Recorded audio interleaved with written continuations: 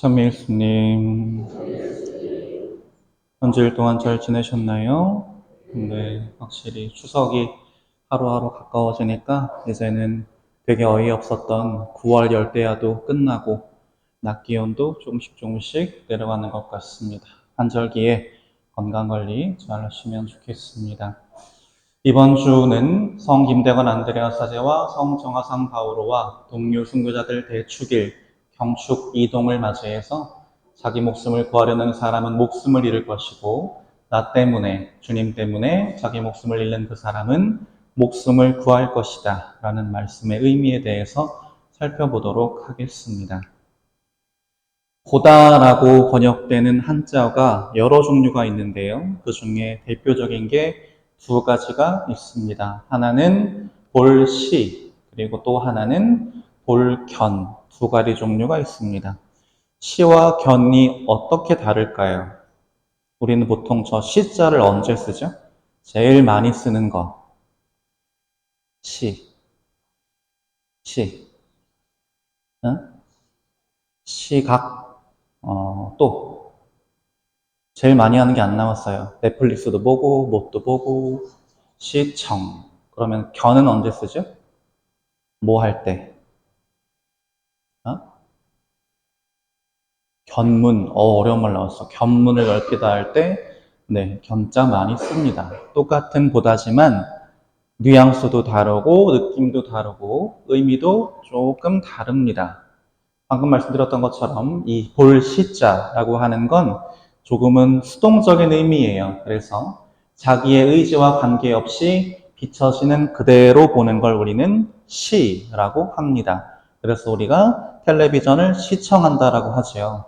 넷플릭스 하는 드라마를 그냥 보여주는 대로 보는 거지 내가 그 드라마에 참여해서 주인공을 죽이고 살리고 할 수 없잖아요. 그래서 우리는 이때 시청이라는 말을 씁니다. 그렇다면 견은 방금 말씀하신 것처럼 눈에 비치는 걸 단순하게 보는 게 아니라 눈에 보이는 건 너머에 있는 세계를 적극적으로 찾아 나선다. 이때 우리는 견이라고 하고요. 견문을 넓히다라고 할 때 이 한자어를 씁니다. 이것은 바꿔 말하면 모험하다라고도 표현할 수 있을 겁니다. 갑자기 이 두 가지의 차이를 왜 이야기하느냐? 우리가 오늘 기념하는 103위 순교 성인을 포함한 모든 성인, 순교 성인들이 하느님의 뜻을 시하는 데 그치지 않고 하느님 나라를 견함으로써 좀 더 의미 있고 좀 더 가치 있는 게 무엇인지를 적극적으로 찾으셨던 분들이기 때문입니다.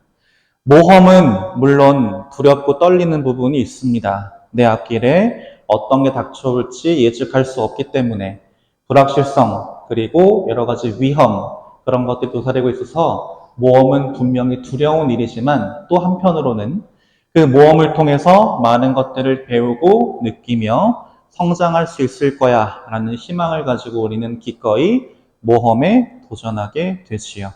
저희 분당 신자분들 중에서도 최근에 한 분이 이 모험에 도전하셨는데 젊은 친구들도 그렇고 연세가 좀 있으신 분들도 그렇고 요즘 이 걷기 모험에 도전하시는 분들이 있습니다. 저기 스페인에 가면 산티아고 순례길이라는 모험길을 또 도전하시는 분들이 있죠. 하루에 수십 킬로, 많게는 수백 킬로를 걷는 강행군이에요. 뭐 대단한 무슨 여행지가 있는 것도 아니고 정말 힘듭니다. 그럼에도 불구하고 굳이 그 길을 도전하시는 데에는 내가 그 길을 다 걸었을 때 내가 그 길 중간중간에 만나는 모든 상황과 사람과 사건들 안에서 나는 분명히 많은 것들을 배우고 느끼고 성장할 것이다 라고 하는 기대와 희망을 갖고 가시기 때문에 산티아고 순례길을 성지 순례를 그렇게들 많이 가시겠지요. 그리고 참 신기한 게 산티아고 순례길 다녀오신 분들 중에 상당수가 그렇게 책을 쓰세요. 거기서 느꼈던 깨달음과 감동과 그런 것들을 나누고 싶으신가 봐요. 그만큼 모험이라고 하는 게 우리에게 주는 장점은 분명히 있습니다. 그런데 세상에 있는 수많은 모험 중에 특히 어떤 모험이 바로 하느님 나라를 향해 나아가는 이 모험이야말로 우리에게 가장 큰 기쁨과 보람과 행복과 의미를 주는 모험의 여정입니다. 그리고 이 모험에는 우리와 늘 함께 하시는 분이 계십니다. 바로 주님께서, 하느님께서 우리와 늘 함께 하시면서 우리를 올바른 길로 이끌어 주시고 보살펴 주시고 지켜 주신다라고 하는 믿음이 있기 때문에 우리들 각자는 하느님 나라를 향해 한 발 한 발 나아가는 이 세상에서의 신앙의 여정을 기꺼이 걸어가고 있는 것이지요. 그래서 오늘의 제일 독서를 보시면 사람들이 보기에 의인들이 벌을 받는 것 같지만 그들은 불사의 희망으로 가득 차 있다라고 이야기하고 있습니다. 세상의 기준으로 보기에 103위 순교 성인들의 모습이 그렇게 멋있어 보이지 않을 수도 있습니다. 양반들은 재산을 다 뺏기고 자기의 모든 걸 포기해야 했고 가족들과 생이별해야 했고 그리고 나도 극심한 고통과 고문을 당하다가 죽임을 당해야만 하는 일이었습니다. 바깥 사람들이 보기에는 그저 고통을 겪는 걸로 그저 갖은 고초 안에서 그냥 불행한 삶을 사는 걸로 보였지만 그분들은 그렇지 않았다라는 것을 분명하게 우리에게 이야기하고 있는 것이죠. 그분들이 그 모든 고통과 시련을 견딜 수 있었던 힘은 무엇이었느냐? 불사의 희망, 다시 말해서 내가 이 신앙의 시련을 잘 견디고 잘 극복하면 나중에 하느님 나라에서 그분과 함께 영원한 생명을, 진정한 행복의 삶을 나는 살 것이다 라고 하는 분명한 믿음과 희망이 있었기에 의인들은 그저 벌을 받는 것이 아니라 그저 고통을 당하고만 있는 것이 아니라 그 희망 안에서 끝까지 기쁘게 사실 수 있었던 겁니다.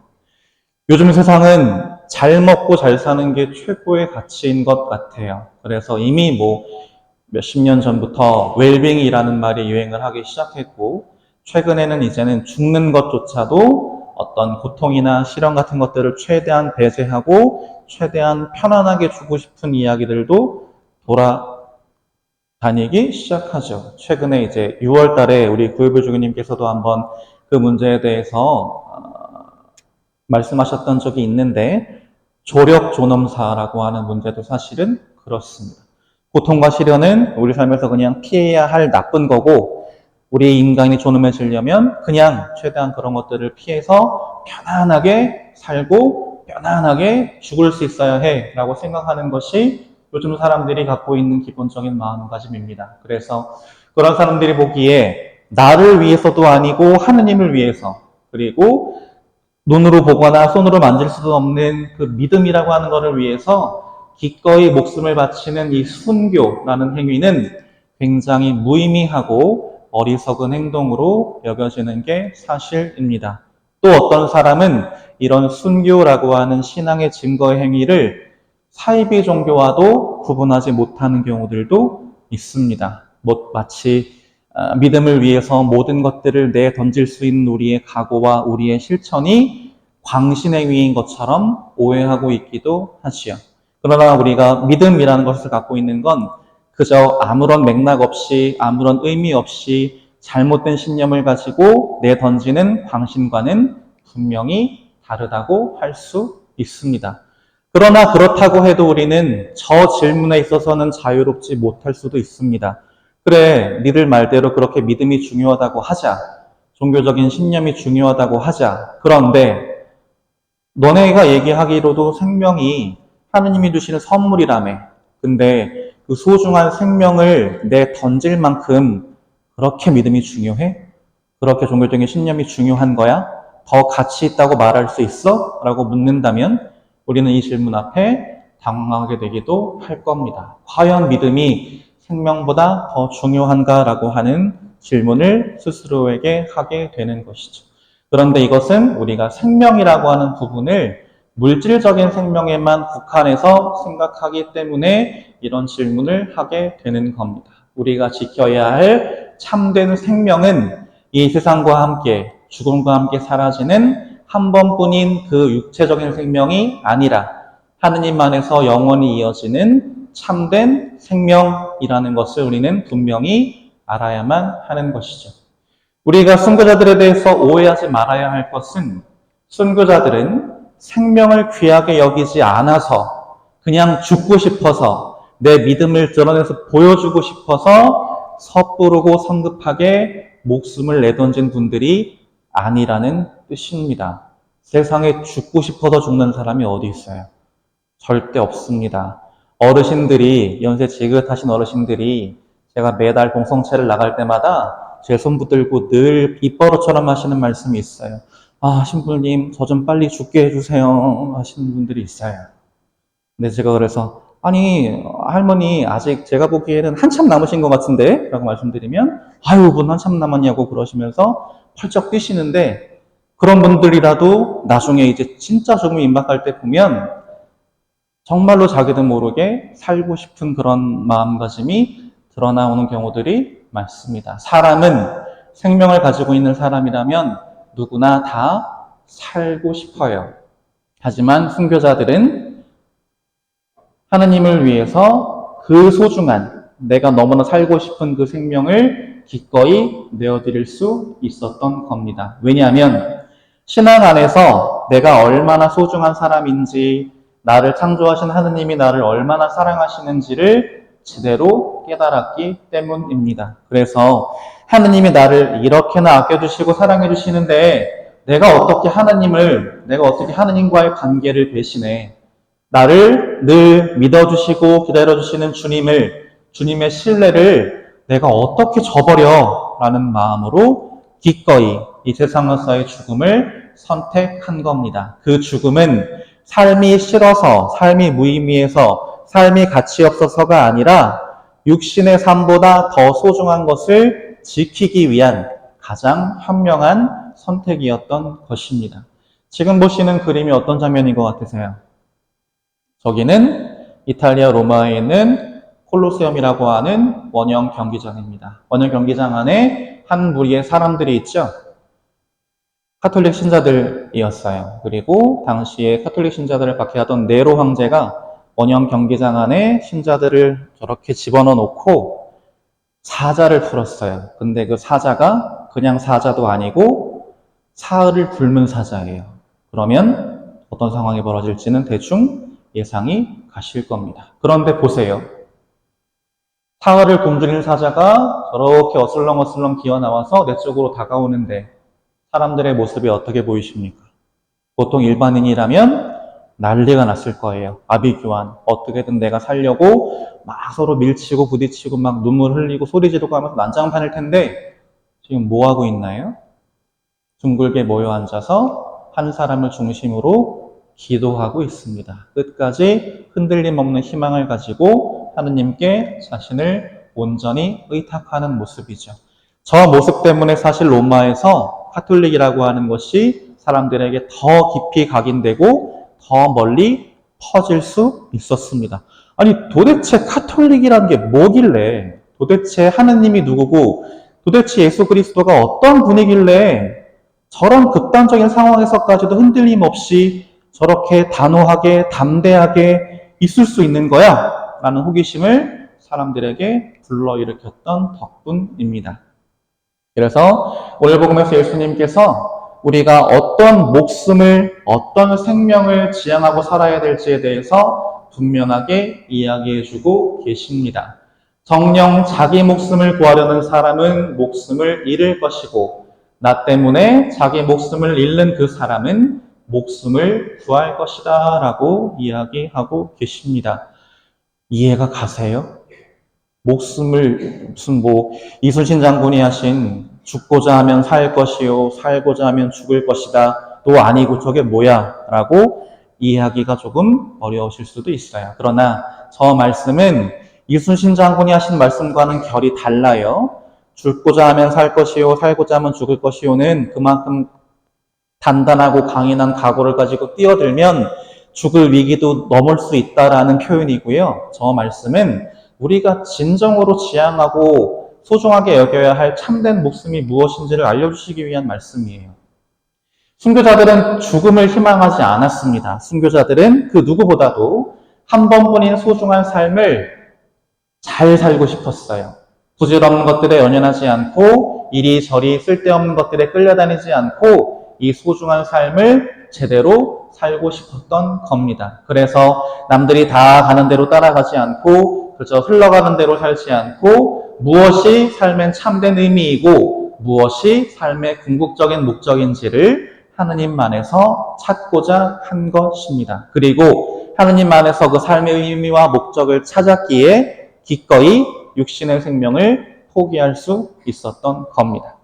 여러분이라면 이 두 가지 중에 어떤 쪽을 선택하시겠어요? 첫 번째, 불확실성이라고 하는 게 모험을 떠나야만 하는 불확실성이라는 게 너무 두렵고 걱정스러워서 세상이 주는 물질적인 것들에 의지하며 생명을 유지하는 것으로 하루하루 연명하는 것으로 만족할 것인가? 아니면 단 하루를 살더라도 주님의 사랑 안에서 참된 기쁨과 행복을 온전하게 누리면서 살 것인가는 우리 신앙인들 각자의 선택의 문제입니다. 전자를 택하는 사람은 1000년을 살더라도 하루처럼 살 겁니다.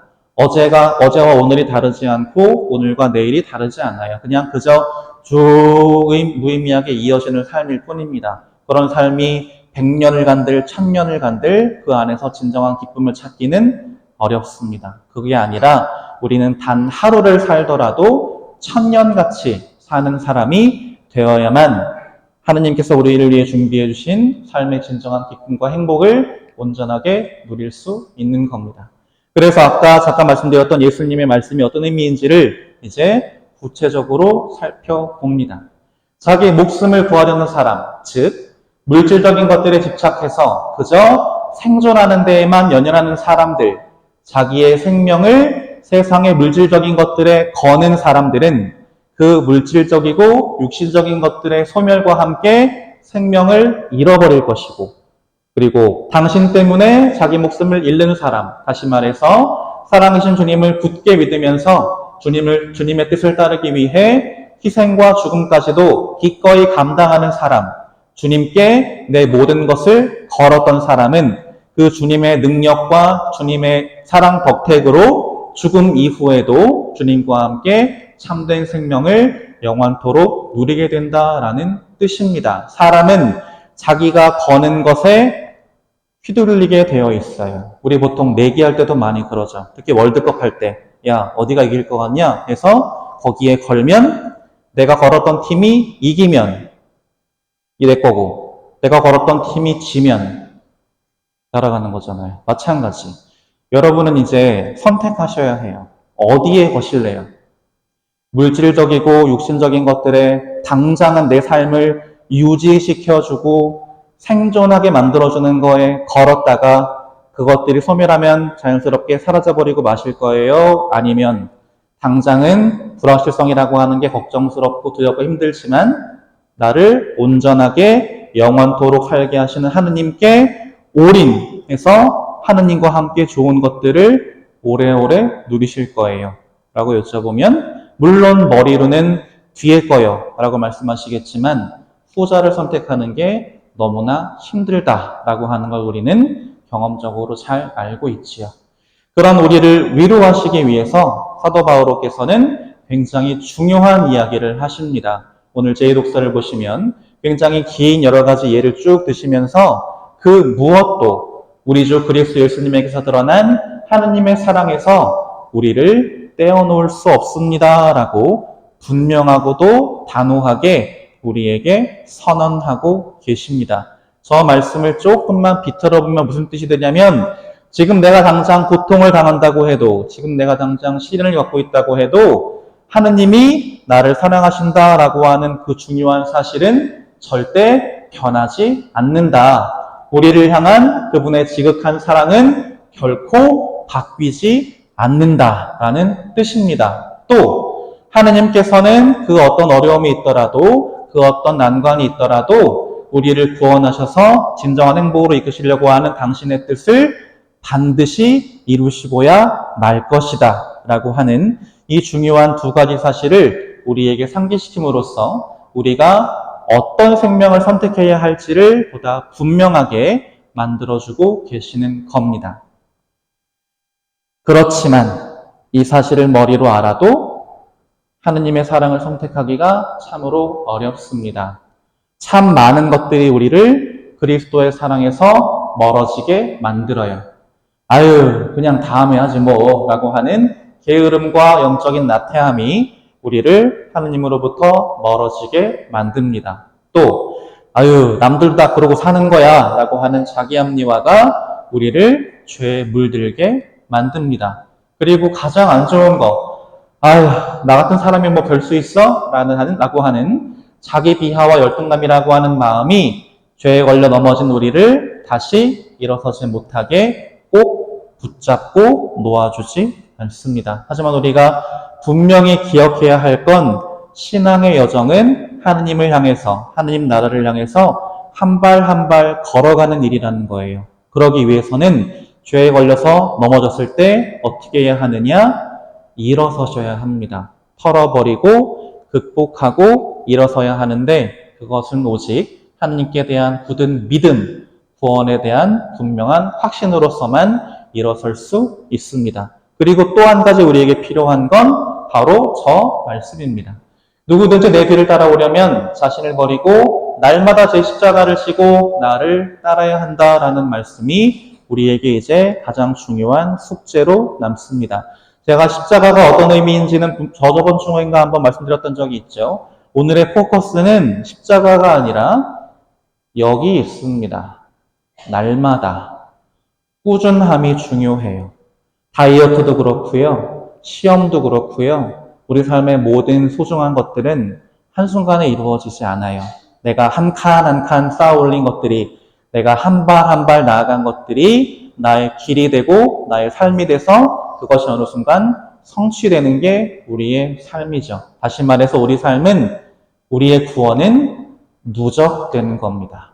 운이 좋아서 갑자기 한순간에 짠이 아니라 내가 여러 가지 고통과 시련과 난관과 어려움에도 불구하고 한 발 한 발 걸어간 그 길이 하나님 나라를 향해 나아가는 그 길이 될 겁니다. 이 사실을 잊지 마시고, 성인들이라고 뭐 태어날 때부터 성인으로 태어나서 고통에 이렇게 무딘 분들이겠어요? 똑같아요. 우리랑 똑같이 살고 싶었고 두려우셨고 힘드셨지만 저 한 발 한 발을 누적된 걸음들을 잘 걸어가셨기 때문에 성인이 되신 것처럼 여기 계신 모든 분들도 신앙의 여정을 한 발 한 발 잘 걸어가서 나중에 하느님 나라라고 하는 누적된 참된 행복을 누리시는 분들이 되면 좋겠습니다.